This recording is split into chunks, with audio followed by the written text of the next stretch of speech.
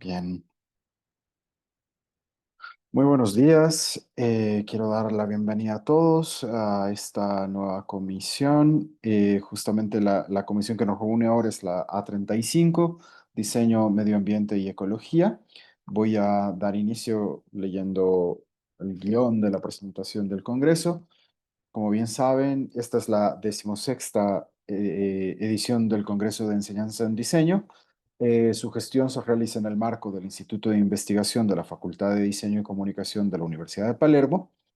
El instituto abarca tres áreas: la formación de posgrados, maestría, doctorado y postdoctorado multidisciplinario en diseño, actividades de investigación, que son las que se llevan adelante en el programa de investigación con sus más de 25 líneas, que luego se publican en los cuadernos del Centro de Estudios en Diseño y Comunicación. Actividades de difusión y proyección, justamente como este congreso, la red de investigadores en diseño, a la que invitamos que se sumen entre otras. Y en síntesis, desde las muchas actividades del Instituto de Investigación, ofrecemos capacitación de posgrado hasta postdoctorado, publicaciones para difundir sus investigaciones y un espacio como la red de investigadores a la que sumarse y dar a conocer sus trabajos.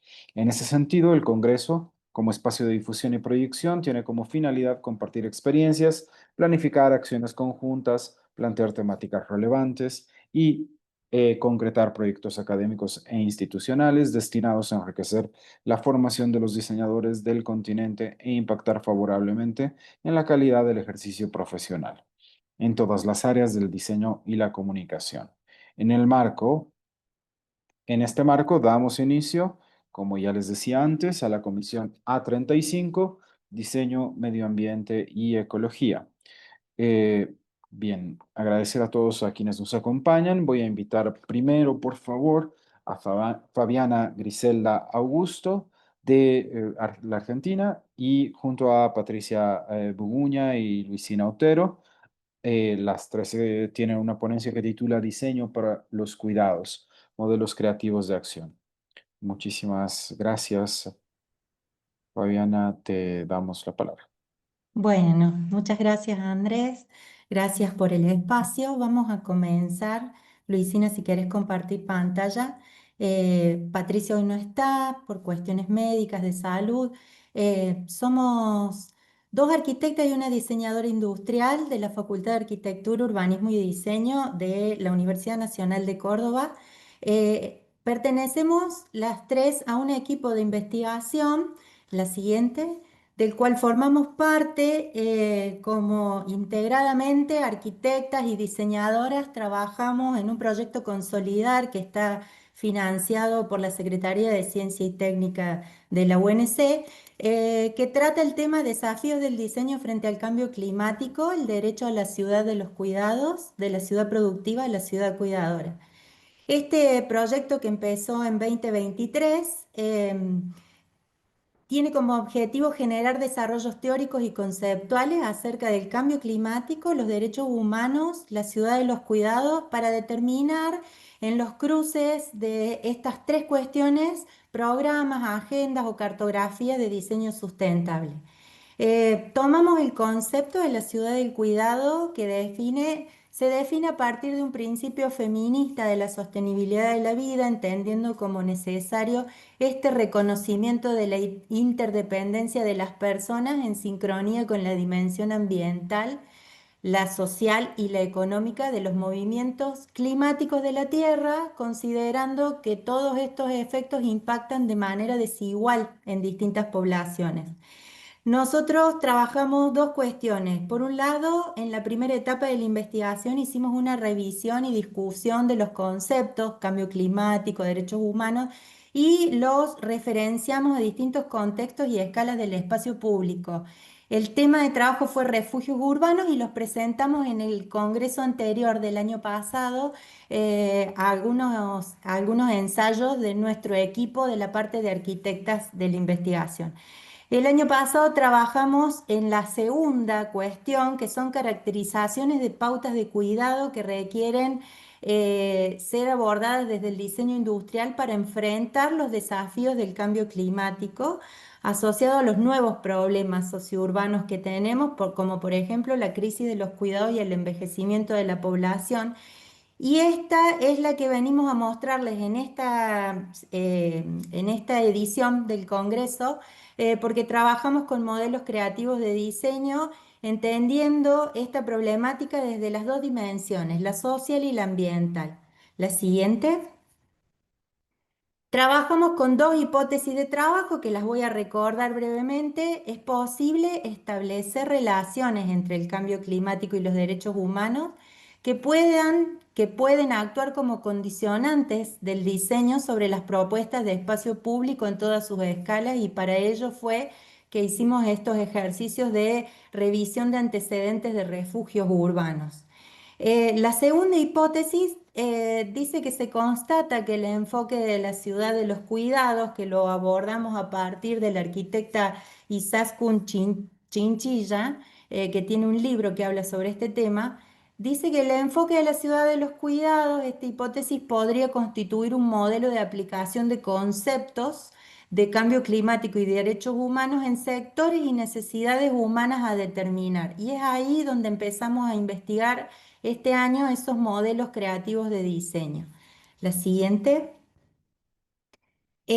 Trabajamos, aprovechamos los espacios de formación de la enseñanza para poder abordar este tema que pertenece a la investigación del equipo en distintas materias. Y en el caso del año pasado, en la Cátedra de Ciencias Humanas, de la cual participamos con Luisina, formamos parte, trabajamos en el ejercicio de metodología de la investigación, del trabajo final, que es integrador de todos los conceptos, esta cuestión del cuidado, las ciudades del cuidado y de cómo abordar los problemas que trae el cambio, el cambio climático y la crisis ambiental desde la perspectiva de los derechos humanos para lograr un diseño inclusivo en todos los aspectos. Y estos fueron algunos resultados que obtuvimos que les venimos a compartir. El desafío era que esa mini investigación, ese ensayo de investigación de estudiantes de primer año en una materia muy teórica como es ciencias humanas, lo condensaran en una publicación, revistas de diseño que abordaran el tema. El tema fue elección de ellos. Ellos tenían que definir con qué problemática querían trabajar y para ello tenían que investigar las problemáticas de la crisis ambiental con una reseña muy general que les dimos a partir de un teórico, y a partir de una investigación con marco teórico, objetivos y demás, tenían que hacer un análisis de antecedentes del diseño en cuanto a la problemática. Y estos fueron algunos ejemplos. Por ejemplo, ciudades grises, más cemento, menos verde, ¿a dónde nos lleva esta ciudad sin respiro? Abordaron la problemática de la biodiversidad humana y la importancia de los espacios verdes en el ámbito urbano. Entonces aparecieron algunos ejemplos de mobiliario urbano con vegetación, de jardines verdes verticales, el precio del calor, cómo las altas temperaturas afectan a nuestra salud. Y aparecieron algunos efectos de toldos verdes, por ejemplo, como soluciones para coger sombra, para captar sombra vegetal en algunos espacios, o trabajaron problemáticas como el calentamiento global o como los microplásticos en la cadena alimenticia de las sociedades urbanas, y ahí abordaron distintos productos que vienen ya con diseños orgánicos para poder consumir. Vemos en la siguiente otros ejemplos. Abordaron también problemáticas como los alimentos transgénicos y las implicancias que estos tienen a nivel medioambiental, social y de salud. Algunos ejemplos que después les voy a mostrar. Otro equipo abordó las mujeres que cuidan, se llamaba la revista, la problemática era el papel de las cooperativas en la economía del cuidado y la lucha contra el cambio climático, el caso de algunas cooperativas de recicladoras como las Hormigas en Mendoza o la Victoria en Córdoba. Después otro grupo tomó el impacto ético y ambiental del fast fashion, quién paga el costo de nuestra ropa barata, y la problemática con la que se involucraron fue la explotación laboral femenina, la contaminación ambiental y la falta de diversidad de talles, o el problema de las largas distancias hacia el agua potable y el peso invisible que recae sobre mujeres y niñas en algunas localidades rurales perdidas, y antecedentes del diseño como recolectores pluviales para escuelas rurales. La que sigue. Bueno, una problemática muy común en Córdoba, los incendios forestales, y un estudio de antecedentes del diseño sobre todo lo que es la indumentaria, los accesorios y el tipo de herramientas para las brigadas antifuego, o o un caso muy particular que plantearon esta revista Diseño para la Esperanza, problemática ambiental, que trata sobre la contaminación ambiental por los residuos y escombros de guerra. Tocaron sensiblemente esta situación tan triste de Gaza y analizaron antecedentes de detectores de minas antipersonales, cascos protectores, etcétera. Bueno, también en la que sigue. Casos como grupos que estudiaron la problemática de los huracanes, estas grandes crisis climáticas por efectos climáticos que empiezan a suceder de manera más repetitiva, y abordaron algunos antecedentes como sirenas de advertencias, botes de rescates, paredes de viento, o el caso de la deforestación ilegal y cómo el diseño provee para esas comunidades nuevos artefactos como drones para reforestar, maquinaria en ese sentido. También hubo un grupo muy interesante que abordó la desaparición de los manglares y sus consecuencias. Esta es una problemática que sucede, que producen muchos problemas económicos y de salud a las diferentes comunidades pesqueras que se autoabastecen y que viven a partir de esta biodiversidad que tienen. Bueno, en fin, la que sigue. La idea es de todas estas investigaciones que los estudiantes hacen para concluir el cursado de una materia y terminar su ciclo, poder captar todos estos antecedentes y búsquedas de diseño y diagramarlos para el final de la investigación en modelos creativos de acción que plantean el desafío de catalogar, clasificar y sacar conclusiones de estos productos que hacen un impacto positivo en las problemáticas ambientales estudiadas, y que por supuesto requieren de la complejidad de un diseño innovador, no solo en sus estándares productivos y funcionales, sino también como aporte novedoso y como beneficio en términos de innovación social, según los lineamientos que plantea Mancini. Así que, bueno, esto Perdón, es lo que ya queríamos estamos llegando al tiempo. compartirles. La que sigue es simplemente el cierre. Muchísimas gracias por el tiempo y la escucha.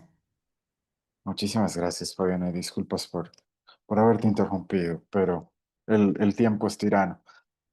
Muy bien, entonces voy a dar paso, por favor, a la siguiente intervención.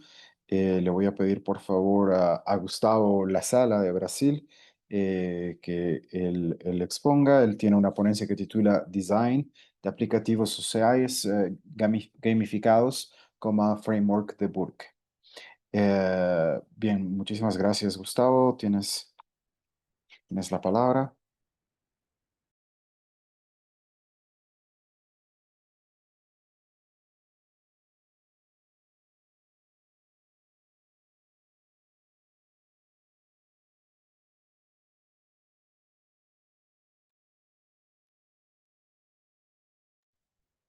Está silenciado, Gustavo. Sí, estás silenciado. Ah, ok, estão ouvindo? Agora sim?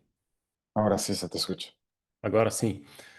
Eu vou explanar sobre um relato de experiência, sobre uma disciplina no curso de design da Unesp de Bauru, sobre a aplicação social gamificada a partir do framework do autor Burke.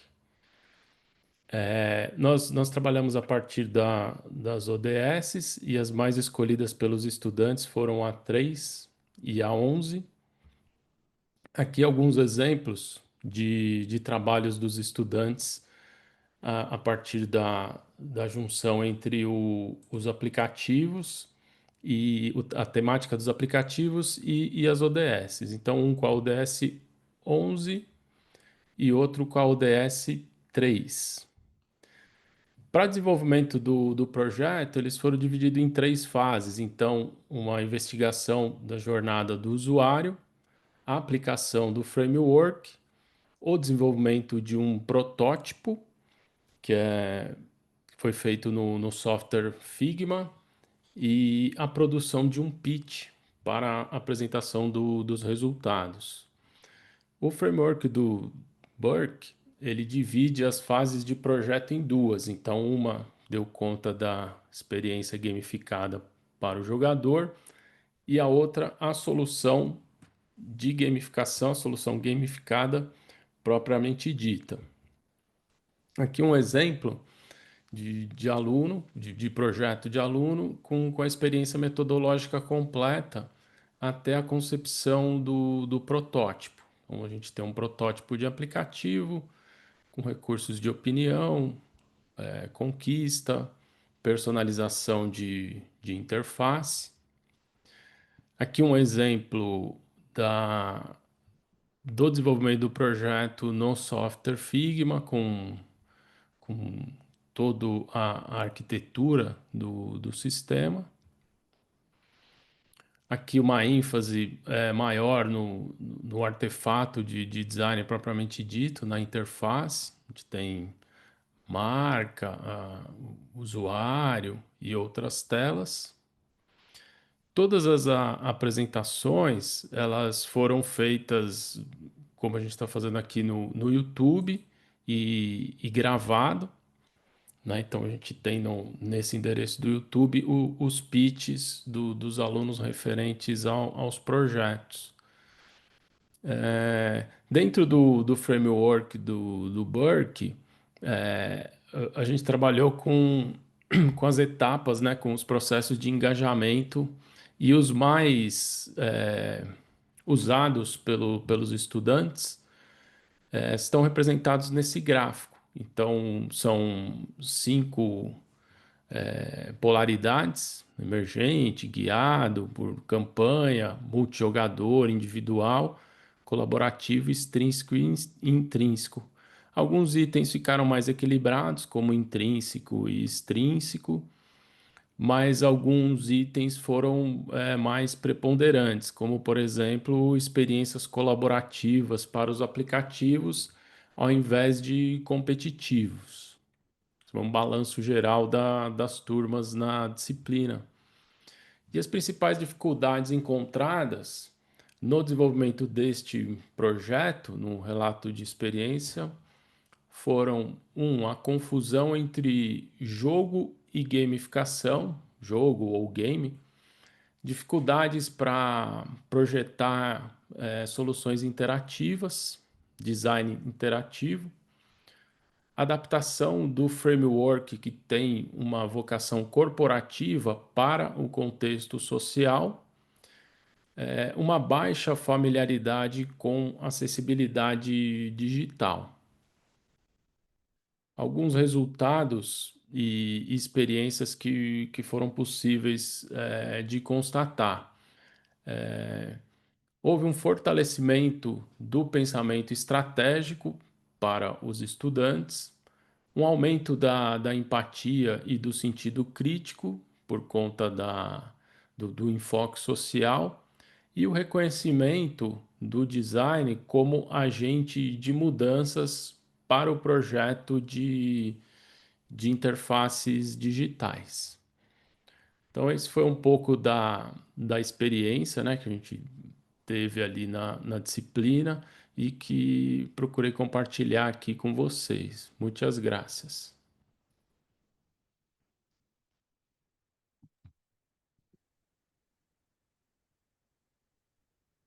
Muchas gracias, Gustavo, por tu intervención.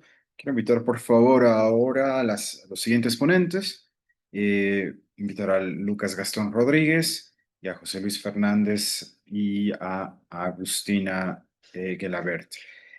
Por favor, bueno, la ponencia que los tres tienen titula Iniciativas para una educación proyectual sostenible.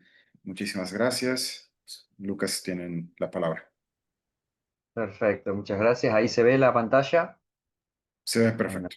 sí, perfecto, gracias. Bueno, les envía saludos José, que no puedo asistir. Estamos aquí con Agustina y le vamos a compartir este espacio en la comisión que versa un poco en línea a la didáctica. Tiene que ver con el pensamiento proyectual en su formación en clave sostenible. A ver si pasando las diapos. Ahí está.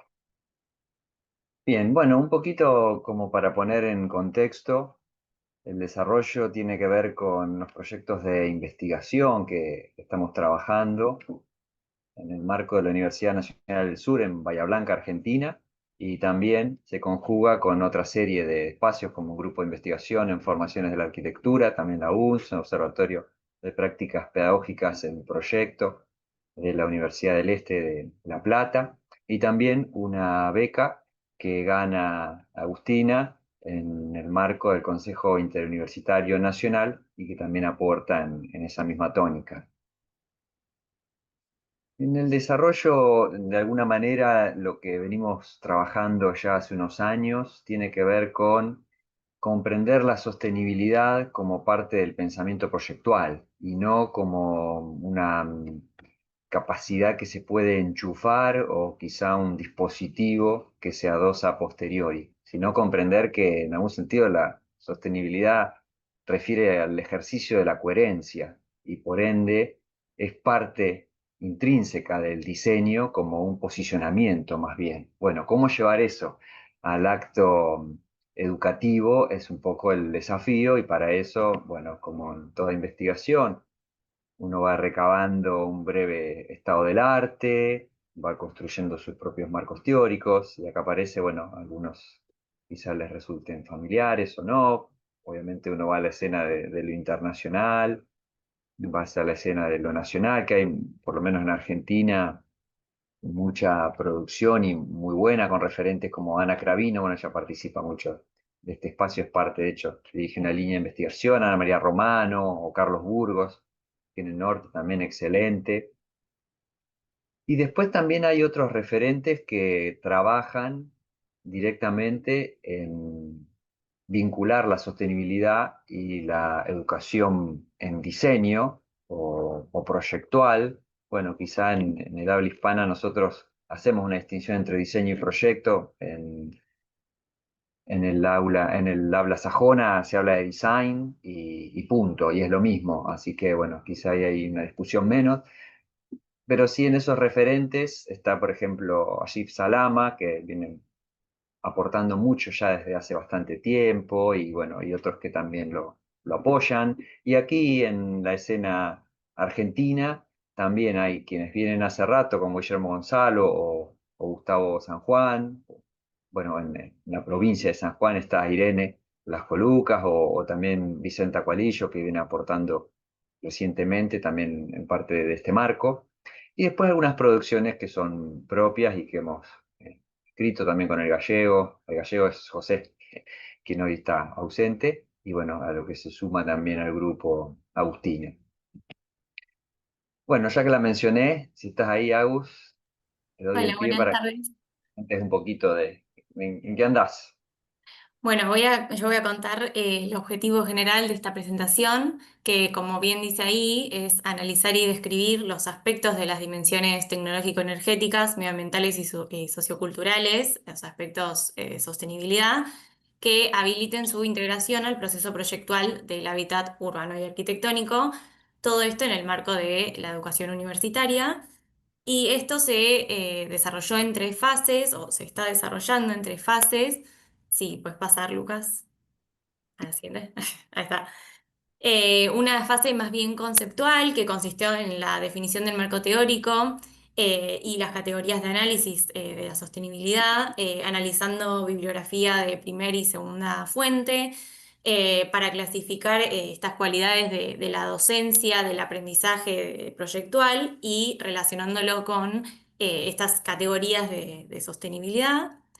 Una fase más bien operativa que consiste en el análisis de las prácticas del aula taller, es decir, estudiar esas actividades proyectuales en la materia taller de arquitectura de la Universidad Nacional del Sur, donde el arquitecto Fernández es profesor titular y bueno, yo me encuentro, bueno, en realidad soy auxiliar docente, ayudante alumna de la misma cátedra pero en quinto año, por lo tanto me encuentro realizando esta etapa y al ser, o sea, la idea es poder reconocer esas presencias o ausencias de los aspectos que favorezcan un abordaje sostenible y al ser 31 alumnos, en el caso de la materia que yo soy ayudante, permite un abordaje un poco más individualizable.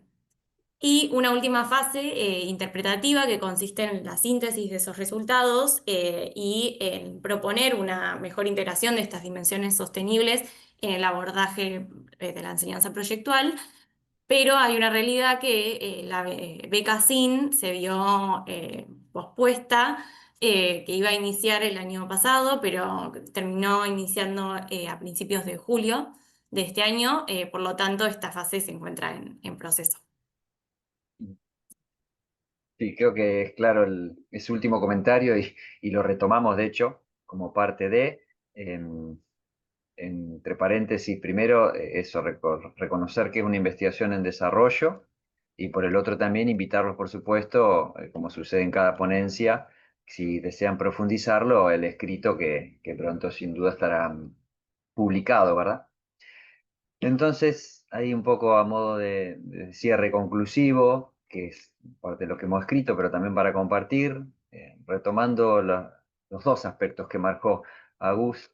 Por un lado, esta cuestión de la importancia de construir categorías de sostenibilidad y recursos didácticos alineados, poder salir un poco de lo objetual, poder salir un poco de la lógica artefactos y poder en cada uno de su posicionamiento reconocer de que la sostenibilidad se trabaja en alguna manera desde equilibrios, de búsqueda de esos equilibrios dinámicos, que son equilibrios entre de alguna forma la cultura, la tecnología y el medio ambiente, por lo menos en el campo del diseño y particularmente en el diseño arquitectónico entre las condiciones de esa cultura, entre los medios materiales y disponibilidad de modificación del medio que propone la propia tecnología y la disponibilidad que hay de materia y de energía, por ende medioambiental, como si fuese una especie de triada entre el consumo, entre la producción y el impacto que eso genera. Y eso no tiene una forma específica, pero sí tiene permanentemente búsqueda de preguntas. ¿Esto que estoy haciendo, de qué forma está impactando aquí?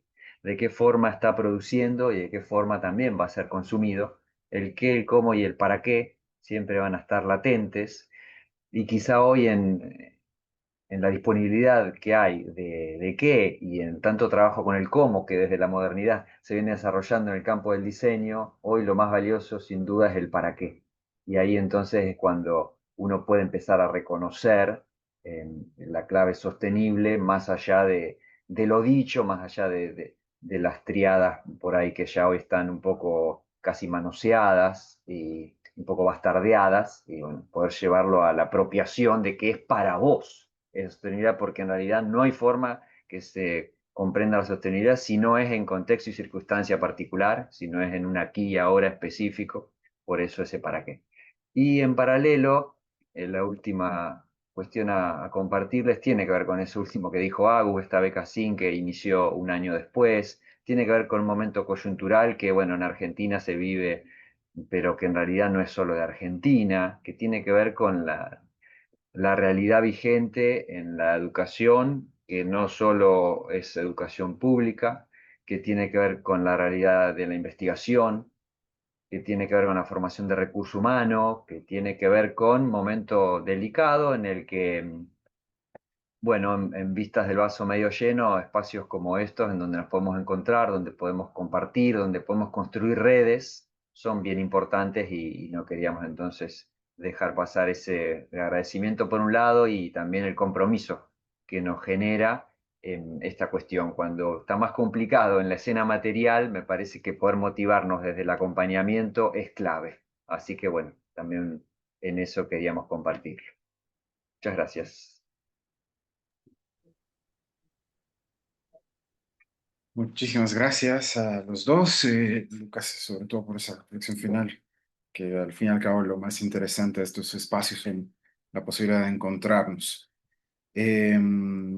Bien, quiero dar por favor paso a la siguiente intervención. Quiero invitar a Sandra Margarita Vélez Murcia y Laura Rendón Gaviria, de ambas de Colombia, con una ponencia que titula Experiencia Semillero A+D, aprovechamiento de los residuos para la construcción sostenible.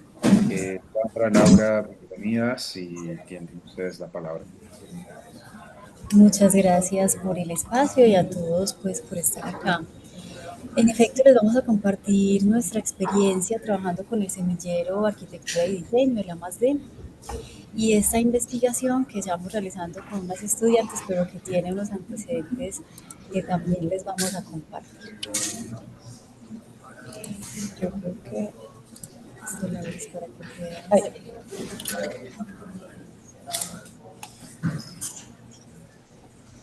Bueno, pues nuestra institución está ubicada en la ciudad de Medellín, que es institución universitaria, Colegio Mayor de Antioquia, y nos parece importante mencionar que nuestra facultad tiene 3 programas profesionales que son arquitectura, ingeniería ambiental y construcciones civiles, y esperamos que puedan notar ustedes cómo esa interacción constante que tienen los estudiantes con sus demás compañeros de otras carreras profesionales, pues también los enriquece y hace que detonen preguntas alrededor de las investigaciones que están desarrollando.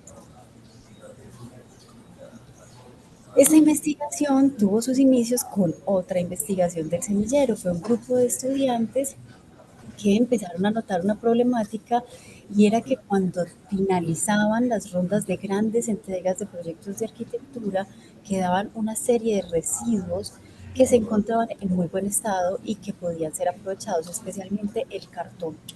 Fue a partir de esa primera formulación que se hizo una aproximación al material, a mezclarlo, a licuarlo, a picarlo, en fin, y que empezaban a crearle microorganismos que no sabíamos qué hacer con ellos en ese momento, pero esa investigación tenía como propósito crear un mobiliario a partir de ese material. Entonces, en ese punto, pues se derivó hacia el diseño más industrial y se dejó la parte del material en pausa, esperando que posteriormente se pudiese pues convertir en una nueva investigación, y así fue. Estas estudiantes que ya iban a graduarse pues pasan a unas nuevas estudiantes que llegaban esta idea, ellas pues se emocionan un montón y empezamos a generar con este equipo docente pues unas nuevas preguntas acerca de precisamente ese material, pero por supuesto ya entendiendo un contexto de ciudad en el que nos encontramos. Así ellos empiezan a crear su marco teórico, conceptual, no solamente a mirar pues como la normativa o los procesos de producción misma que tiene el cartón y las posibilidades de volverse a usar, sino también unas situaciones de contexto social y económico de nuestra ciudad.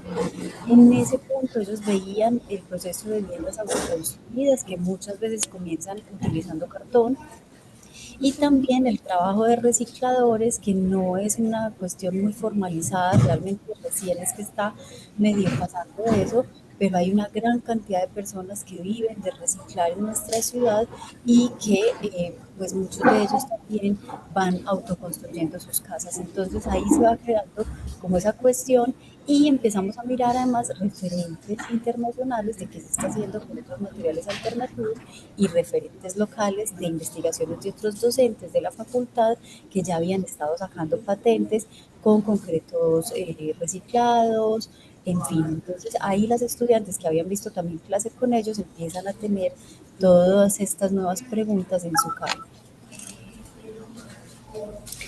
Bien, en esta segunda fase, entonces, de este proyecto de investigación, como Sandra ya les había contado, es un proyecto de semillero, y digamos que aquí el discurso se va a mover un poquito entre lo metodológico y lo experimental.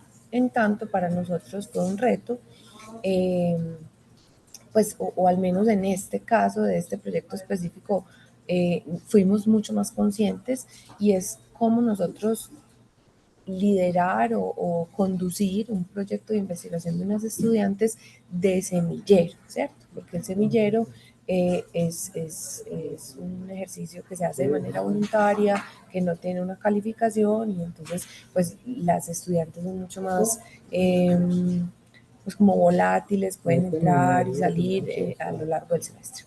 Entonces, esta segunda fase de experimentación de este grupo que, digamos, tomó el testigo de la primera investigación, empezamos a hablar de detonantes cognitivos y cómo esas 4 fases del aprendizaje experiencial, que son indagar, explorar, contrastar y documentar, debían hacerse para completar de manera exitosa un proyecto como esto, ¿cierto?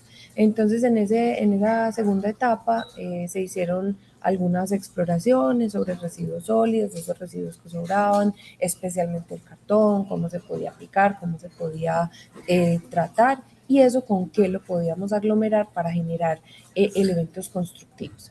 Se identificaron posibilidades para los procesos de transformación, qué cosas afectaban más o menos el producto final y se hicieron ensayos directos con materiales para conocer los comportamientos tanto en seco como en remojo.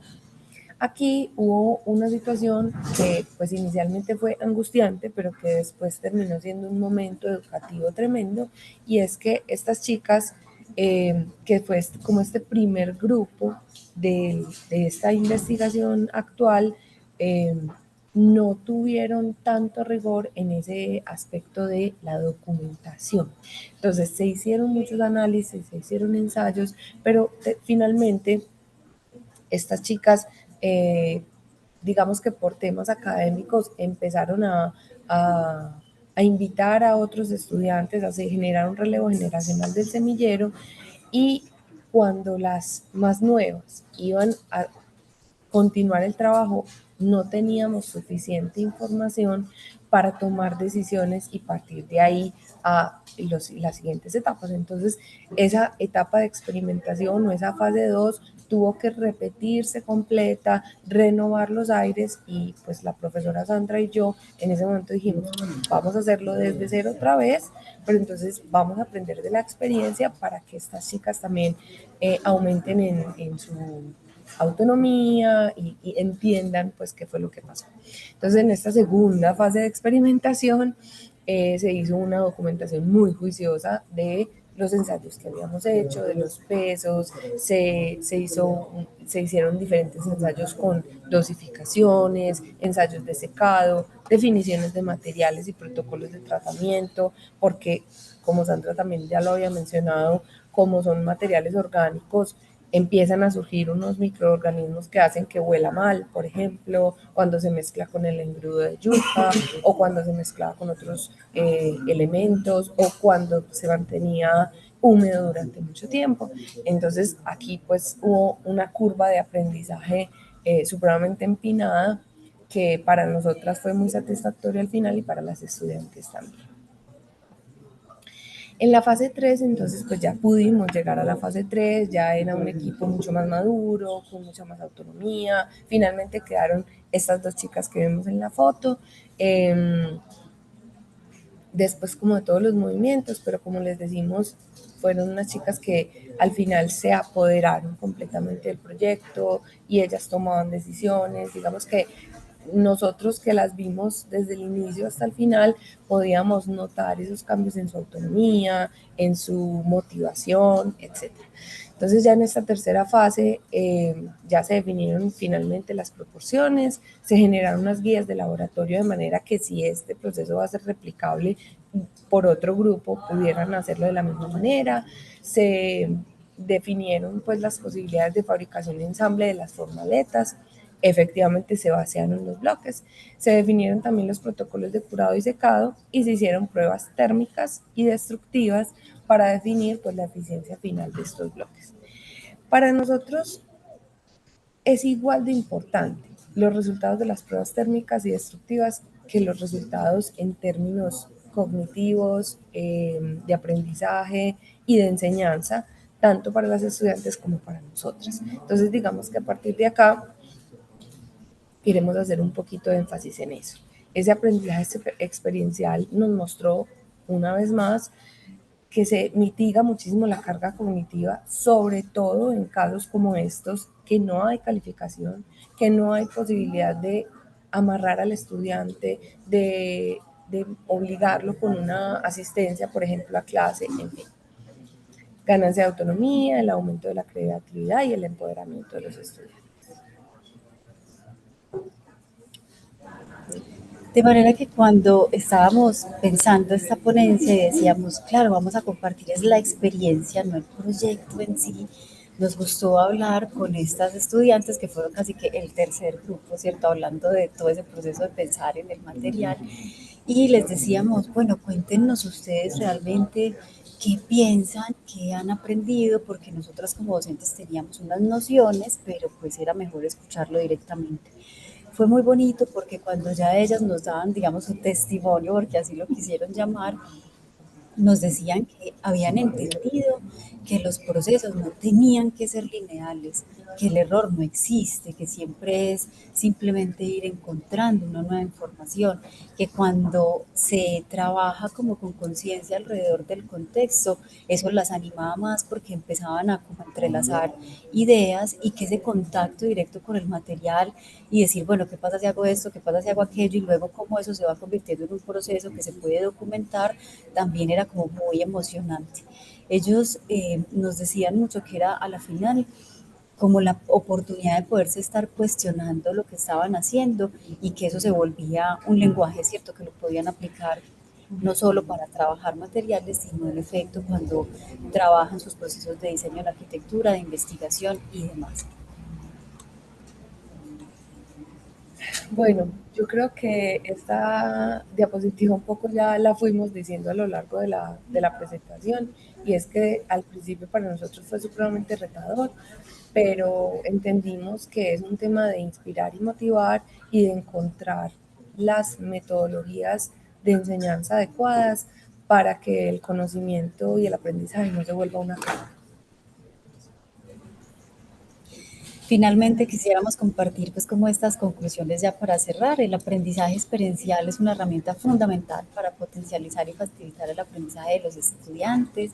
Entendimos que esa relación con los contextos y que ellos también sean unos actores activos en ese contexto fue una clave importante para generar mayor motivación, interés y participación activa. Nos dimos cuenta que no se necesitan siempre unos presupuestos muy altos en las investigaciones, pero sí que se requiere que estemos pensando ese cambio en metodologías docentes para que podamos guiar de la mejor manera a los estudiantes e irnos actualizando con ellos y en sus propios lenguajes.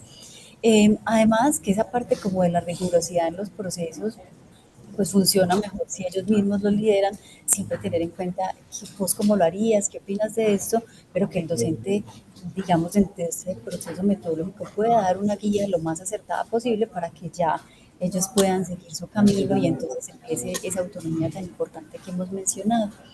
Se redefinió además esa noción que tenían los estudiantes de que una pregunta de investigación tiene que ser muy compleja para que sea suficiente. Y por el contrario empezamos a ver que cualquier pregunta de investigación es válida y pertinente desde que se enfoque en un entendimiento profundo de la realidad, de los contextos sociales y culturales en los cuales se enmarca y a los cuales pretende impactar. Muchas gracias. Muchísimas gracias. Muchísimas gracias, Sandra y Laura, por su exposición. Espero que después podamos conversar más sobre su experiencia. Ahora quiero invitar, por favor, a la siguiente ponente, a Stephanie Zapata Giraldo, de México. Ella va a exponer una ponencia que titula ISTI, Diseño y Desarrollo de Biofiltros de Micelio para la bioremediación de aguas contaminadas. Ahí me confirman si están viendo. Sí, perfectamente. Sí, estoy en México, pero realmente soy de Colombia, entonces por eso no me van a sentir hablando mexicano, ¿verdad? Buenas tardes para todos. Es un placer hoy contarles un poco de lo que he venido trabajando en estos años acá en México. Mi nombre es Estefanía Zapata Giraldo. Yo hago parte de la maestría de diseño avanzado en la Universidad Michoacana de San Nicolás de Hidalgo, en la ciudad de Morelia, Michoacán, en la Ciudad de México. Entonces, inicialmente en la ponencia vamos a tener un orden en donde vamos a empezar con un poco la introducción y el contexto de dónde se enmarca el proyecto. Vamos a seguir con la metodología y esas prácticas de enseñanza que obtuve desde la maestría para aterrizar justo todo el proceso de la tesis, las enseñanzas con el biomaterial y los resultados que son los hallazgos parciales. Es importante mencionar que la investigación se encuentra en curso, o sea, apenas está haciendo el cierre de la tesis, entonces voy a contarles solo como un apartado pequeño de todo el universo de la tesis, pero pues si alguien quiere llegar a profundidad, pues ahí al final podríamos entrar en contacto. Entonces, para una introducción de la problemática, vamos a englobar todo esto en la contaminación de aguas por las actividades humanas. Se sabe que en los ecosistemas de Latinoamérica se han visto reflejados los vertimientos de aguas de las redes residuales sin tratamiento. Esto ha llevado a fenómenos principales de escasez, fenómenos y alteraciones a ecosistemas de donde se abastece el recurso, vertimiento contaminada en casi todos los arroyos, por ejemplo, de la ciudad de Morelia, en donde se está haciendo el estudio. Hay colonias o barrios en los que no hay acceso durante unas épocas del año, donde hay unos veranos y donde hay un cambio del acceso al agua, y por ende esas redes se van quedando saturadas por todos esos desechos, por todas estas contaminaciones que no nos estamos haciendo cargo, y entonces empiezan a suceder estos fenómenos de inundación en las ciudades en los que pues van a generar ciertas patologías e incrementan esta problemática. Desde el planteamiento de la investigación se busca como objetivo diseñar biofiltros de micelio para el tratamiento de aguas contaminadas. Esto encaminado a los objetivos de desarrollo sostenible. Se enmarcan cuatro objetivos específicos. El primero es identificar esos hongos o esos materiales que nos van a ayudar para el proceso de bioremediación y que sean especies locales. Vamos a seguir en un segundo momento, vamos a diseñar el biofiltro y un poco esas aproximaciones formales, pero entendiendo que esa aproximación formal va en pro a un proceso de bioremediación medioambiental. Seguido va a ser la caracterización del agua y por último las pruebas de validación. Vale mencionar que acá les voy a comentar solo los hallazgos de la fase uno y un poco de la fase 2, y los otros pues ya están como en proceso. Desde la metodología que se emplea en el proyecto, me parece bien bonito haber escuchado las presentaciones anteriores, porque casi que estamos en ese mismo contexto de entender cómo el diseño desde diferentes esferas tiene que aportar realmente a estas soluciones reales que hay hoy, que hay actual.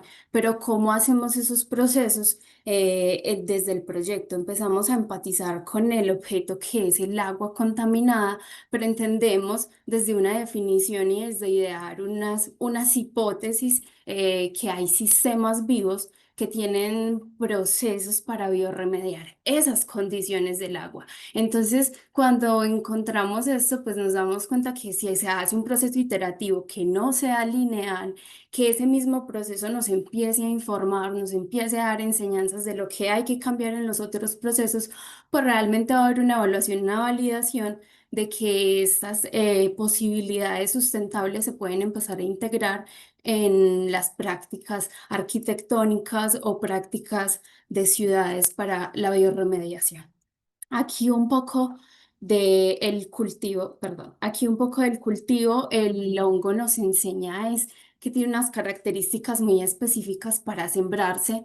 Aquí lo que quisimos fue generar todo ese universo que necesitamos para poder cuidar sus propiedades, estudiar diferentes cepas fue fundamental en el estudio, porque esto nos informó también cómo se comportan en el tiempo, en las fechas, en la base donde debe crecer el hongo o el micelio y el medio de cultivo, porque nosotros vamos a trabajar con sistemas, pero a esos sistemas vivos les tenemos que dar un alimento. Entonces ese alimento acá en el proyecto se va a llamar sustrato o semilla, de donde el hongo realmente va a tener pues como toda su energía. Es un proceso realmente que lleva sus pasos, lleva su protocolo de esterilización, lleva su protocolo de cultivo, pero realmente cuando ya uno lo ha estudiado, lo ha replicado varias veces, sigue los pasos, pues logra llegar a la última forma, que es del biomaterial de diseño en diferentes escalas, en diferentes formas, a diferentes edades también es importante porque pues es un sistema vivo, entonces todo el tiempo estamos trabajando con sistemas vivos y entonces es bien bonito porque ellos se comportan como realmente ellos quieren, uno los siembra, pero al final ellos responden a esa estimulación. De aquí ya se empiezan a integrar esos procesos más tecnológicos, más desde, bueno, eso cómo lo vamos a empezar a transformar, eso cómo se va a empezar a adecuar a ciertos sistemas, se empiezan a hacer unas exploraciones morfológicas, la verdad es que estas exploraciones ya hoy han cambiado mucho, pero son unas primeras nociones de lo que se tiene para moldear, para trabajar, para experimentar con el material.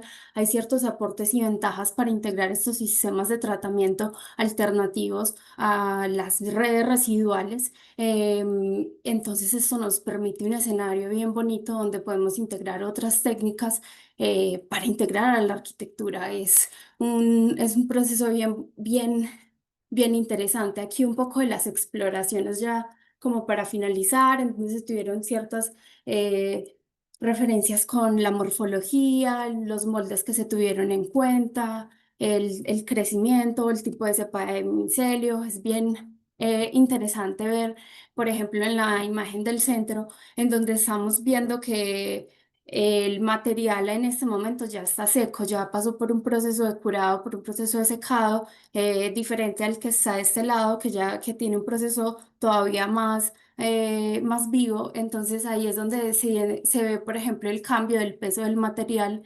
y es bien interesante, por ejemplo, estos hallazgos, un poco más de esas especulaciones de lo que puede empezar a hacer ya este material como sistema de tratamiento. Se hace un prototipo piloto en donde se ve ese que están viendo acá, es el que estábamos viendo arriba más curado, pero que tiene esas características de también estar flotando en el agua. Interesante ya el proceso que hemos tenido una escala mayor de filtrado del agua. Tenemos unos hallazgos positivos de la técnica, pero pues hasta acá es el proceso de estas primeras fases y esas primeras iteraciones que nos habla el hongo y que nos permite entender muchas cualidades de él. Sería todo de mi parte. Estas son las referencias integradas a la presentación y bueno, muchas gracias. Muchísimas gracias, Stephanie. Ya seguramente vamos a poder conversar un poco más al concluir la ronda de exposiciones. Bien, ahora quiero invitar a Mariana Rossi, por favor. Ella tiene una ponencia que titula Moda Responsable, transformando desde las aulas una de las industrias más contaminantes. Muchísimas gracias, Mariana. Tienes la palabra. Hola, gracias a todos. ¿Se escucha bien? Perfectamente. Perfecto. Ahí comparto mi presentación.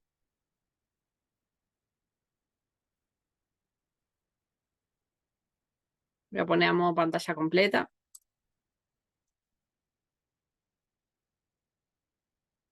Perfecto.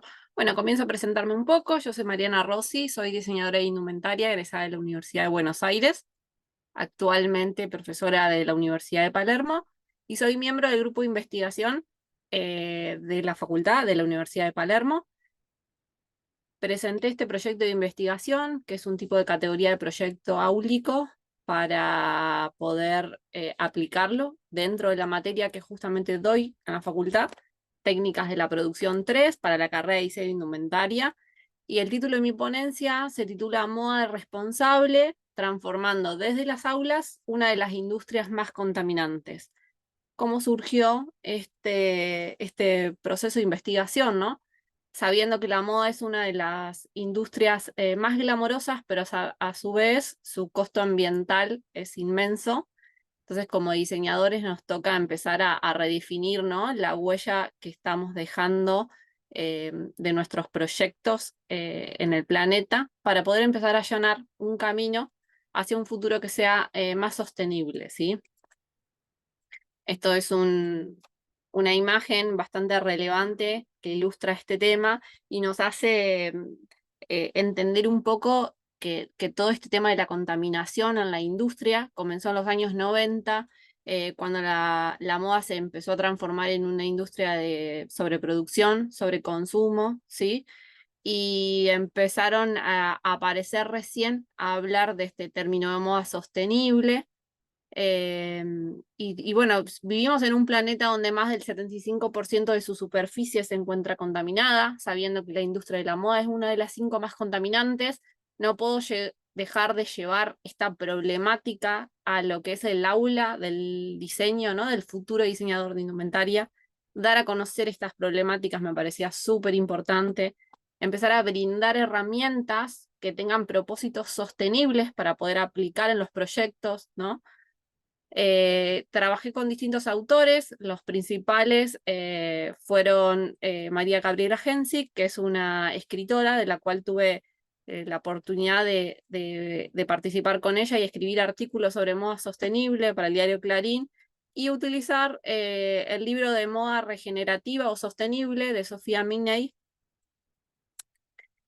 Y algo muy importante es dar a conocer y saber, ¿no?, que la historia de la moda se detiene solamente en lo que es la fábrica, pero muchos no comprenden o desconocen que en realidad lo que ocurre antes de este sector y lo que pasa después también es sumamente importante para poder entender el impacto que tienen los productos que nosotros como diseñadores de indumentaria largamos al mercado y van a producir ese impacto en el medio ambiente, ¿no? Por eso acá muestro un poquito un resumen de lo que es el proceso de la generación de la indumentaria, desde el principio, desde la idea creativa, ¿no?, hasta que comienza a generarse las fibras textiles. Y si tomamos como ejemplo, para fabricar una remera de algodón, ¿no?, comenzamos en el campo, en el proceso de esa fibra, en la generación de esa fibra, luego cómo se genera el hilo, cómo se genera el textil, todo el proceso de corte y de moldería, ¿no?, la confección de esa remera o de ese producto, el área de terminación, si esa remera va a ser planchada, lleva un botón, lleva una estampa, cómo se etiqueta, cómo se vende, ¿no? Y el proceso de distribución que interviene en todas las áreas. Es un proceso tan largo donde intervienen tantas personas. Generalmente son pocas las industrias que tienen todas estas áreas en un mismo lugar. Entonces, que intervenga el proceso de distribución en casi todos los procesos hace que sea de las empresas más contaminantes del planeta por la cantidad de dióxido de carbono que se emite, ¿sí? El objetivo principal de esta investigación es comenzar a formar diseñadores de indumentaria que sean capaces de contribuir de forma activa, ¿no?, a la construcción de una industria de una moda más sostenible. Y la pregunta que yo me realizo como docente dentro de esta área es cómo empiezo a formar estos diseñadores de indumentaria. La hipótesis principal que yo me planteo en la investigación, y la que fue totalmente respondida de forma positiva, es para formar diseñadores de indumentarias capaces de poder empezar a gestar una industria de la moda que sea mucho más sostenible. Necesito empezar a incorporar en los programas de la materia y en general de la formación total de lo que es la carrera, ¿no?, contenidos que sean precisamente claros sobre lo que es la sostenibilidad, junto con distintas herramientas que pueden ser aplicables en la práctica, que va a permitir a los alumnos tomar estas herramientas y llevarlas a sus proyectos de una forma mucho más responsable. Empiezo a tomar este concepto que trabaja la autora Sofía Migney, que es una de las principales dentro de mi investigación, cuando llama a la moda sostenible o regenerativa como realmente una nueva forma de hacer moda, y nos ayuda a empezar a pensar que en estas etapas del proceso que antes les mencionaba, sobre lo que es la industria de la indumentaria, y comenzar a llevar la sostenibilidad a cada una de las etapas de este proceso, ¿sí? Desde el suelo hasta que la prenda ya no se utiliza más. Entonces, ¿cómo empezamos a aplicar la sostenibilidad en cada una de las áreas? Al menos de a poco, o ir viendo de qué forma vamos a empezar a poder incorporarlas para poder tener un impacto más positivo en lo que es el medio ambiente. Se empieza a tomar distintas cosas. Primero, llevar al aula a los estudiantes el concepto claro de lo que es el diseño de indumentaria sostenible, ¿no? Como una moda mucho más consciente. Después empezar a introducir a la moda como una empresa de triple impacto, porque la industria de la indumentaria sostenible lo que busca es que tenga, ¿no?, un desarrollo ambiental de forma positiva, que tenga un buen impacto social y también un buen impacto económico. No podemos descartar que la industria de la indumentaria se conoce como una de las empresas con trabajo esclavo más actuales del planeta, ¿sí? Y empezar a ver este conceptos de lo que es una economía lineal a pasar a ser una economía circular. Y lo que traigo en el proyecto para aplicar en los proyectos integradores es que los alumnos se animen a utilizar 10R del ambiente, le llamamos, que son rediseñar, reducir, reutilizar, reparar, reciclar, revalorizar, recompensar, reformular, rechazar y repensar. Los alumnos, mientras más Rs puedan utilizar dentro de su proyecto, ellos logran resultados mucho más comprometidos, ¿no? Y quizás empiezan a incorporarlos en el diseño general de su proceso de producción, ¿sí? Se comprometen mucho más con lo que es el proceso de fabricación del producto que ellos están pensando o queriendo largar al mercado.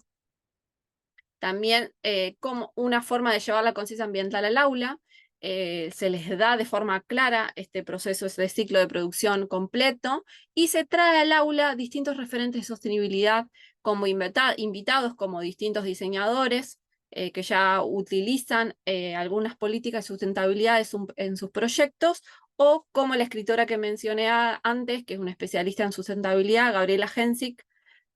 Después se trae distintos tipos de buscadores que existen de sostenibilidad, utilización de programas de diseño 3D que van a ayudar a eliminar distintas etapas dentro de lo que es el proceso productivo, o a su vez incorporar lo que es la inteligencia artificial, pero aquellas que tienen una menor emisión de dióxido de carbono, ¿sí? Inteligencias artificiales que sean más sostenibles, dar a concientizar que quizás para utilizar la inteligencia artificial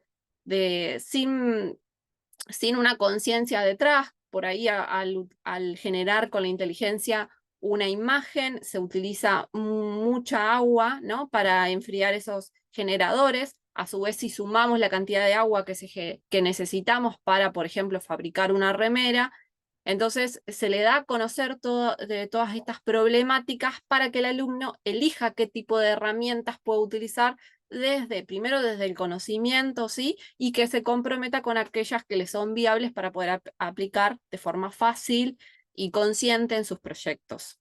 Se traen distintos tipos de ejemplos de marcas, de diseñadores argentinos en lo posible, que ya estén aplicando estas políticas, y se traen las bases para respetar, para poder generar los proyectos integradores de forma clara y precisa para poder aprobar lo que es la materia en general. Claramente, una de las conclusiones a la que llegué con este proyecto es que el aula es realmente un espacio fértil para el posible cambio, ¿no? Y en una de las charlas que teníamos con la escritora que mencionaba, con Gabriela, los alumnos empezaron a traer estos comentarios que me parecieron súper interesantes poder compartirle con ustedes.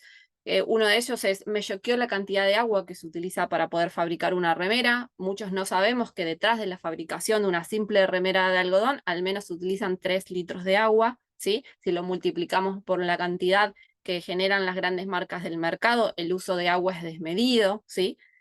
¿Por qué quizás algunos países nórdicos ya tienen una conciencia ambiental mucho más establecida que la nuestra? Estas eran preguntas o conclusiones que le hacían a la escritora en el mismo aula virtual, ¿sí? El consumo ya no es una necesidad, sino que ya forma parte del ego. O esto que muchos desconocen, las partículas de microplásticos que derivan de los textiles sintéticos, es realmente preocupante. Cómo lavamos nuestras prendas, de qué material están hechas nuestras prendas. Y una de las conclusiones fue por medio de la observación, las preguntas, el análisis que de forma constante a los alumnos, ¿no? Se le realiza durante el trayecto de la cursada distintos formularios para que ellos completen preguntas, y algo que me pareció sumamente interesante es saber que al menos el 89% de los alumnos de la cursada sabe que la industria de la moda es contaminante, ¿no? El 60% sabe y reconoce, o al menos de oído, lo que es la sostenibilidad en general, ¿no? No solamente trabajando en lo que es el rubro, sino en la vida misma. Pero más del 80%, el 86% de los estudiantes realmente no saben cómo aplicar la sostenibilidad en sus proyectos. Y esto es algo realmente alarmante. Se ve de forma urgente poder empezar a repensar lo que es la currícula del diseño en general, ¿no? No podemos seguir formando diseñadores de indumentaria que estén a favor del fast fashion, o que quizás no se involucren con esta problemática de la industria de la moda como una de las más contaminantes en el planeta, formarlos en moda sostenible para incluir tanto un conocimiento conceptual como herramientas concretas, ¿no? Que no solamente se los utilicen para los proyectos de la facultad, sino que se lleven herramientas para poder aplicar en sus futuros proyectos como profesionales en el mercado, ¿sí? Más allá de aprobar la materia, formar diseñadores que tengan una conciencia, un compromiso y una visión a futuro con esta problemática es una de las premisas más importantes de la cátedra, y realmente sembrar hoy esas ideas es el primer paso para poder construir raíces de diseñadores de forma firme para realmente llegar a una moda que sea mucho más responsable. Muchas gracias a todos por su atención. Muchísimas gracias, Mariana. Bueno, ahora quisiera dar paso, por favor, a las preguntas. Todos quienes están en esta sala están invitados a preguntar al ponente que quieran a través del chat. Evidentemente, entre ponentes también, si están interesados en preguntar a sus colegas, están bienvenidos. Yo quiero comenzar haciendo una pregunta un poco abierta para todos los expositores. Em, la mayor parte de ustedes han conversado un poco sobre sus experiencias en el campo de la docencia. Justamente lo que quería preguntarles y que quizás podíamos profundizar es justamente cómo integran a la sostenibilidad no solamente como un tema, sino en la metodología de enseñanza y aprendizaje. Cómo los chicos pueden comenzar a asimilar lo que se les está enseñando no solamente a partir del concepto, sino del hacer. Quizás nos pueden contar experiencias en torno a eso. Hola. Sí, Laura. Bueno, les cuento pues que adicional a lo que estamos haciendo en el semillero, yo estoy encargada de varias de las asignaturas del componente ambiental del programa de arquitectura. Entonces, bioclimática, comodidad ambiental, los temas de eficiencia energética en las edificaciones, en fin. Y justamente hace más o menos un año estoy haciendo un piloto de transversalizar los conocimientos de las asignaturas teóricas hacia la asignatura práctica por excelencia que tienen los programas, al menos la mayoría de los programas de arquitectura, que es el diseño o el taller, o bueno, tiene varios nombres dependiendo del programa, pero es los diseños, ¿cierto? El diseño arquitectónico.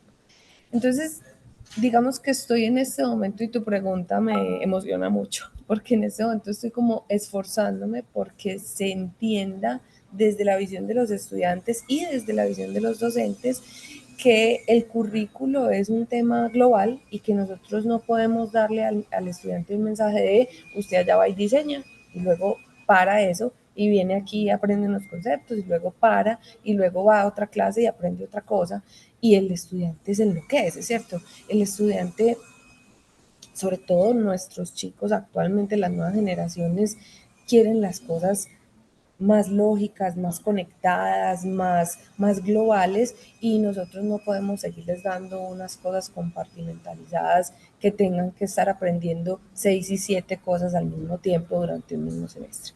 Entonces lo que yo estoy haciendo es cómo aplicas lo que yo te enseño en comodidad ambiental, por ejemplo, dentro de tu proyecto de diseño, en el proyecto de diseño en el que estés. Ay, profe, pero es que yo estoy en otro semestre. No importa.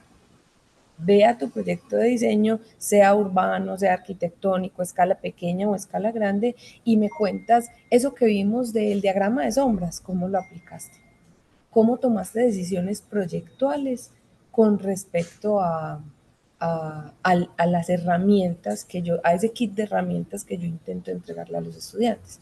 Y ahí, para terminar, quisiera hacer como gancho con una cosa que me llamó mucho la atención que dijo Lucas en la presentación anterior, pues hace un rato, y es que la sostenibilidad es un ejercicio de coherencia, ¿cierto? ¿Cómo nosotros vamos a hacer que el estudiante entienda que esto es todo un paquete completo y no unas cosas sueltas que además ellos entienden que algunas son opcionales y unas son más importantes que otras, y realmente no es así?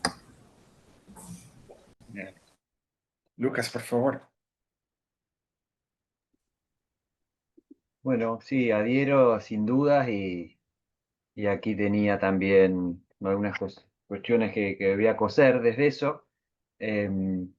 Bueno, primero retomar que decían en la exposición tanto Laura como Sandra, rescatando aspectos como motivar, aspectos de la confianza, y la confianza en doble dirección, la confianza, darle la confianza al otro, pero también confiar en que en el resultado de lo que uno hace, lo más probable, porque esto es probabilístico, es que vos no lo veas.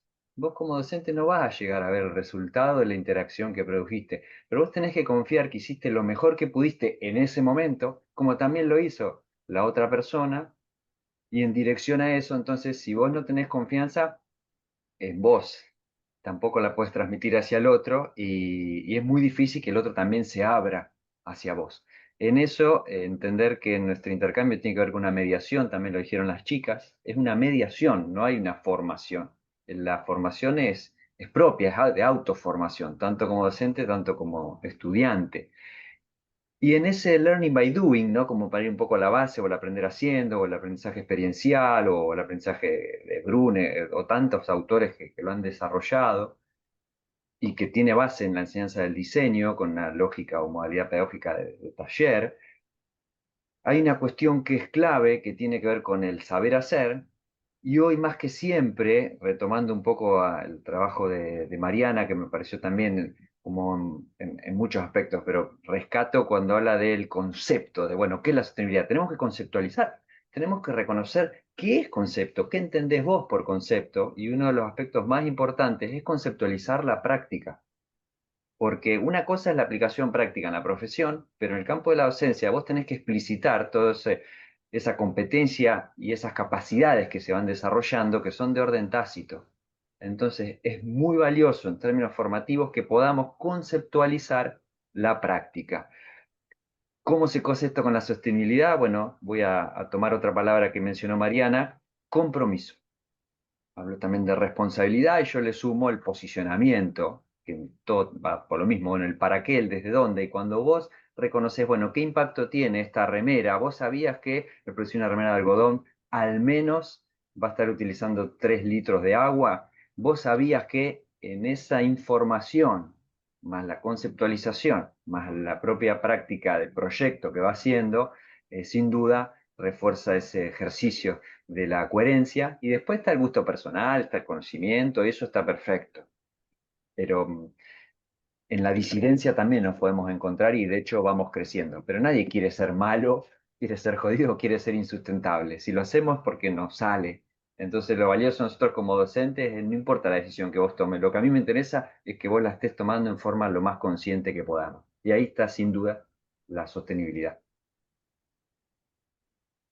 Bien. Mariana, te escuchamos. Sí, destaco lo que decía Laura y lo que mencionaba Lucas recién, que esto tomarlo como un conjunto, ¿no? Por eso yo a los estudiantes los hago analizar mucho el proceso completo, porque de nada sirve decir que sí, mi proyecto es sostenible porque quizás utilicé un algodón 100% orgánico, ¿no? Pero después no conozco quién es la persona que está fabricando el material, quién es la persona que está cosiendo ese proceso que hay por detrás, o qué packaging estoy dando a mi producto, ¿no? Que sea un globo total. Y me gusta hacerle mucho la pregunta a mis alumnos, o a personas que asisten quizás a mis charlas y decir, seguramente vos conocés el nombre del panadero que vos vas y compras tu pan, ¿no? ¿Conocés realmente las personas que están atrás de la ropa que vos tenés puesta en este preciso momento? Bueno, es parte de cómo yo, diseñador, estoy largando mi producto al mercado, ¿no? De qué forma yo me comprometo, eso también es parte de la sostenibilidad. Y algo que los chicos están utilizando mucho, yo les doy opciones de distintas marcas que ya existen en el mercado, ¿no? Que tienen política de sustentabilidad. Primero los hago analizar y les digo, fíjense si esas políticas son realmente reales o es por moda de sostenibilidad, ¿no? Entonces, investigan lo que hay detrás, ven si son reales o no, y ellos lo que hacen es traer dentro de sus proyectos una mini cápsula con sus propias políticas de sostenibilidad, como que le estuvieran vendiendo esa mini cápsula ya con políticas que ellos consideran importantes aplicar en su proyecto a esa marca, ¿no?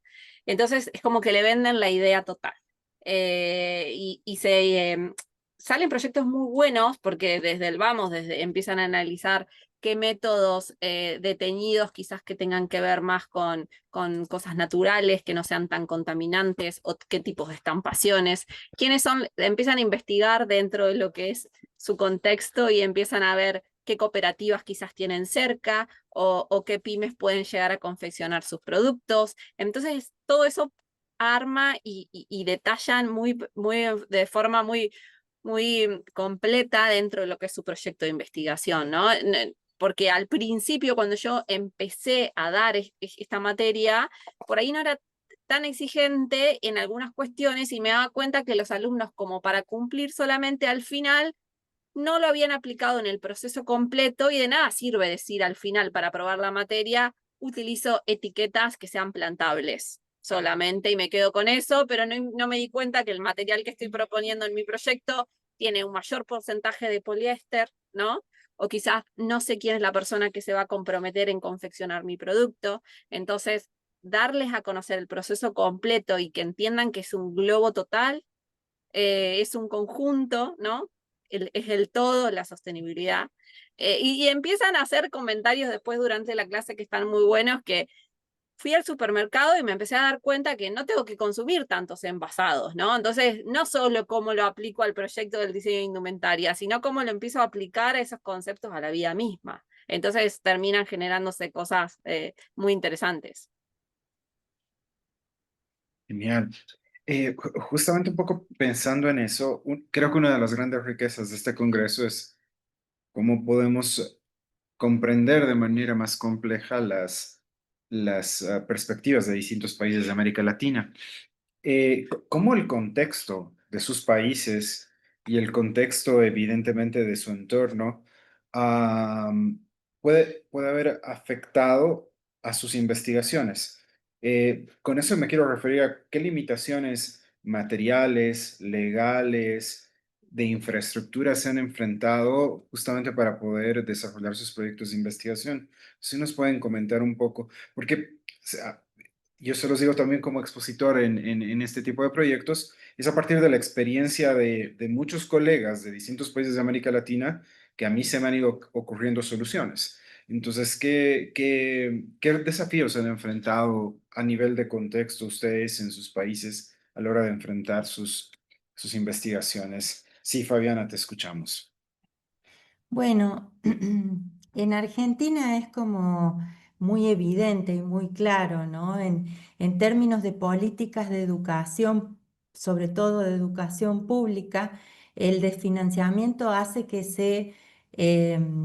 se haga muy difícil porque lo que se ha generado es el pluriempleo en el ámbito de la universidad. Entonces los tiempos se reducen, los recursos se reducen para poder trabajar en investigación. Y pero sigue estando siempre muy firme el compromiso de la formación del pensamiento crítico en los estudiantes y de la capacidad para poder leer los contextos profesionales donde se van a insertar. Entonces, por ejemplo, desde la investigación lo que hacemos es trasladar a la docencia los marcos regulatorios con los que nos manejamos internacionalmente en términos de Naciones Unidas, ODS y demás, que son acuerdos que se llevan a cabo internacionalmente desde todos los países. Y esto contrastarlos con las noticias que salen en diferentes medios públicos para poder entender qué se hace realmente desde la acción concreta. Porque para llevar adelante la ciencia y la tecnología necesitamos sí o sí el financiamiento de estos lugares, espacios, de las personas, de las becas. Y bueno, estamos en una época bastante complicada donde lo que realmente nos une es la lucha por sostener estos lugares. Entonces, yo creo que estamos también con ese compromiso y esa responsabilidad de generar conciencia, conciencia ética y conciencia en dimensión social y ambiental de todos nuestros futuros profesionales.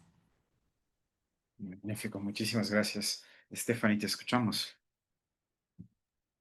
Bueno, comparto algo que decía, creo que fue la profe Sandra o la profe Laura, de que hay proyectos que no requieren muchos recursos para poderse ejecutar. Y en esa línea, desde la maestría nos han encaminado mucho a cómo se buscan esas prácticas alternativas, desde la misma emergencia del lugar en el que estamos. Y entonces eso nos habla de entender que hay otras prácticas desde las cosas cotidianas, solo con elementos cotidianos que ya existen, que pueden suplir un montón de necesidades a ciertas comunidades, a ciertas problemáticas. Entonces creo que también va por ahí, como buscar cómo se mira con otros ojos esas herramientas que justo encontramos desde el diseño, desde las diferentes áreas y cómo con otras prácticas podemos dar estas alternativas, porque si no repensamos un poquito las cosas, si no utilizamos las 10 Rs, como Mariana nos hablaba de eso, va a ser bien difícil con todo lo que ya existe, porque es que ya hay mucha materia que ya está, que ya vivimos con ella, que la hemos normalizado. Entonces, va también por ahí ese tema de cómo esas otras prácticas las vamos a pensar y se pueden encaminar los proyectos académicos también a cómo se piensa eso, desde lo que tenemos, con qué, cómo se puede solucionar, qué otras alternativas, qué otros ojos. Y creo que por ahí también va esa parte del financiamiento, porque o si no, todos los proyectos caerían en ese declive de si no tenemos dinero para hacerlo, no se va a poder hacer. Y hay cosas que obviamente sí van a llevar presupuesto, pero como también las mismas comunidades nos informan de esas acciones que se pueden hacer desde la colectividad, desde otras esferas. Bien, buenísimo. Evidentemente, nosotros como investigadores buscamos que nuestro trabajo tenga impacto en la sociedad.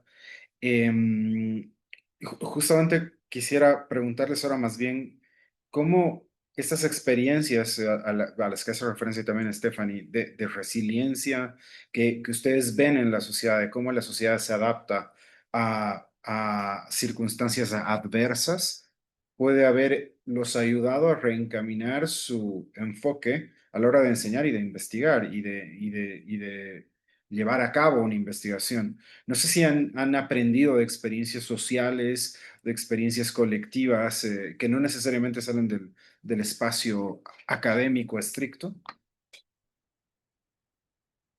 Sí, Mariana, por favor. Y particularmente yo trabajé muchos años en lo que es la industria de la moda y tuve ese primer acercamiento en la cantidad de desechos textiles que se generan en la producción.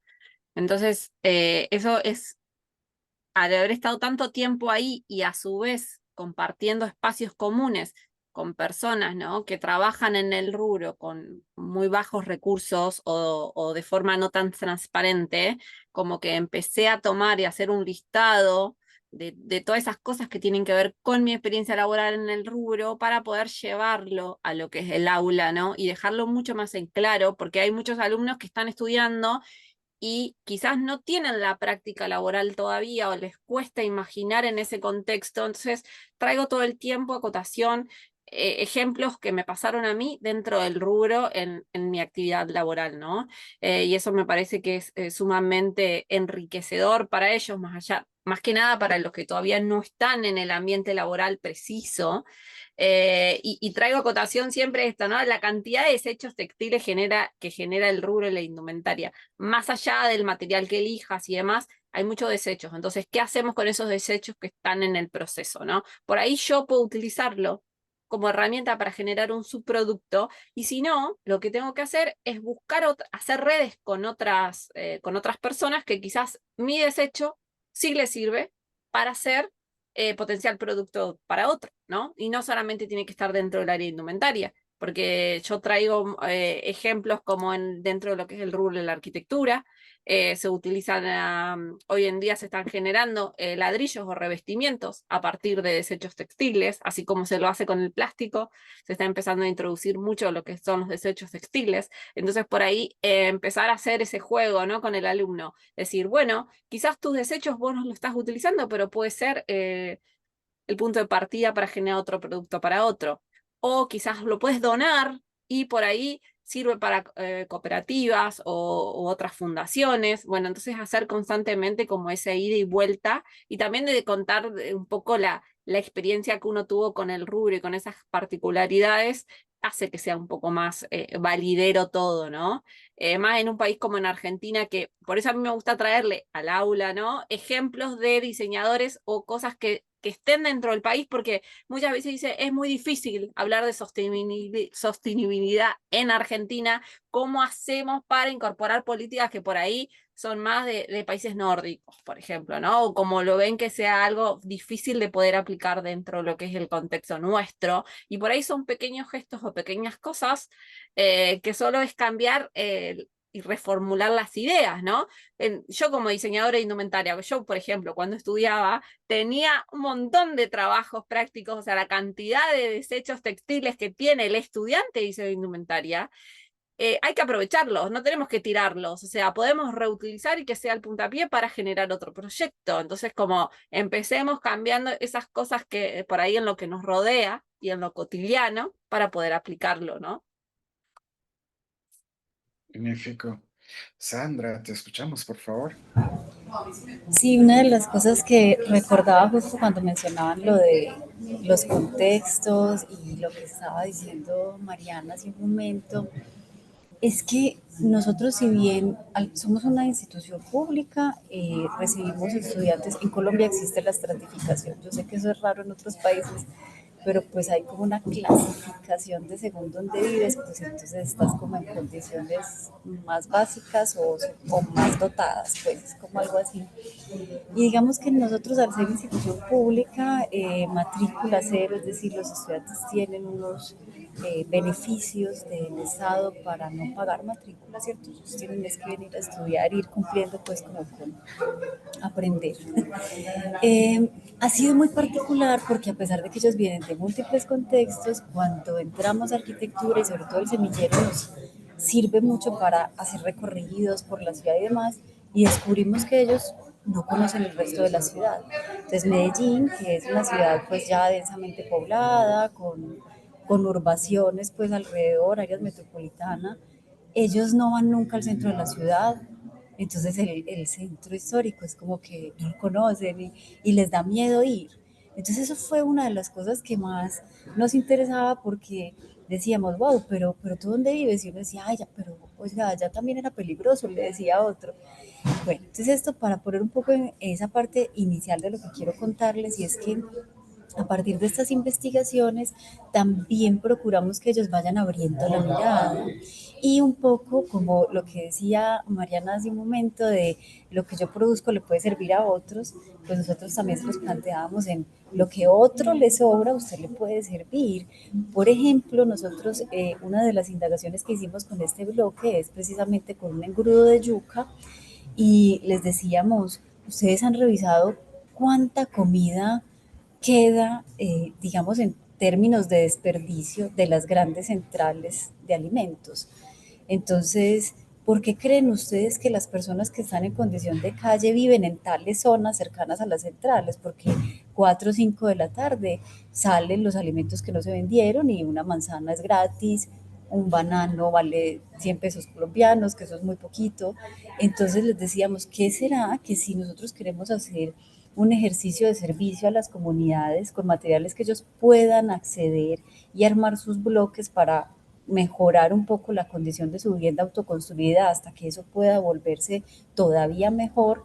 Pues qué tal si utilizamos esos alimentos pues que están en condición de desperdicio para que sirvan a formar los bloques. Entonces, eso de pensar en el contexto creo que invita a muchas reflexiones, desde el hacer lo que nosotros generamos y también de nosotros cómo podemos valernos de lo que otras industrias producen. Sobre todo nosotros en la industria de la construcción también es terrible, o sea, la contaminación que se genera con nuestros edificios pues es muy alta, entonces cómo eso se puede ir optimizando y empezar a cambiar un poco como esa manera en que se piensa, como la investigación de Stephanie, que ahora habla de unos hongos, perdón si no se dice así, Stephanie, pero pues cómo eso nos puede ayudar también para mejorar. Entonces quería contarles esa historia. Bien, muchísimas gracias. Laura, te escuchamos.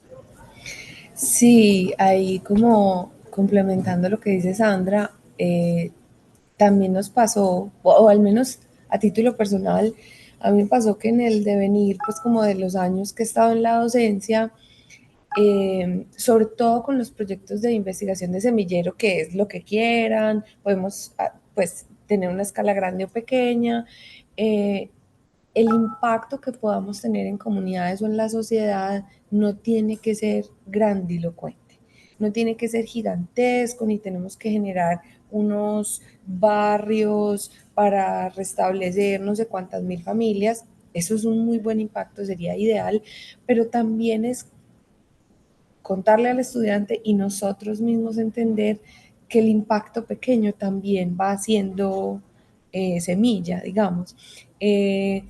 Porque nosotros nos encontramos con un montón de frustraciones. Este bloque, por el momento, no es muy resistente a la humedad. No, no funciona. ¿Qué vamos a hacer? Cancelemos. No, no cancelemos, espérate.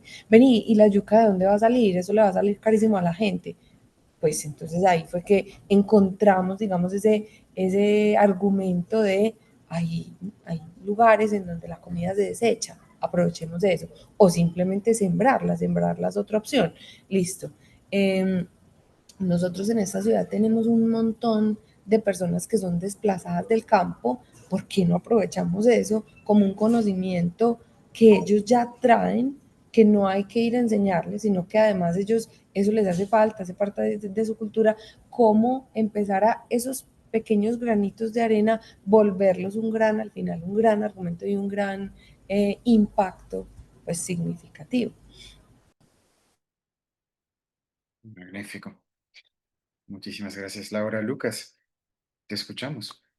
Bien, sí, en complemento de lo que están manifestando, coincido y desde la docencia también directamente ese contexto se puede reconocer un poco en desplazar al menos un poco el protagonismo que tradicionalmente ha tenido la educación en la aplicación profesional y entender de que lo que estamos acompañando es una formación personal. Entonces, un poco quitar el horizonte en la aplicación profesional y sostenerla en ese acompañar personal. Y en algún momento he escrito algo en relación a los tres saberes, en relación al saber como contenido, disciplinar, el saber hacer, que tiene que ver con ese cúmulo de habilidades de integración, y también el saber ser, como una clave central que tiene que ver con el posicionamiento, que tiene que ver con, se hablo de compromiso, que tiene que ver desde ahí con la coherencia, por ende, la sostenibilidad, ese saber ser,